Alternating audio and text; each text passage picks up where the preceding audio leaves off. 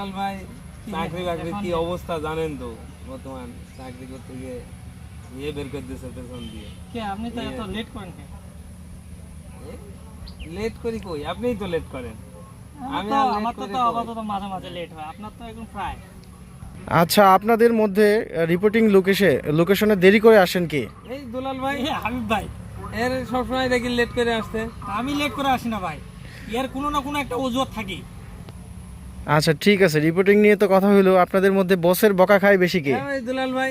জি না হাবিব ভাই। আচ্ছা, আপনাদের মধ্যে অফিসে সব থেকে বেশি সময় বেশি পরিশ্রম কে দেয়? তাও আমি করি, অবশ্যই আমি করি, বেশি কাজ করি বেশি।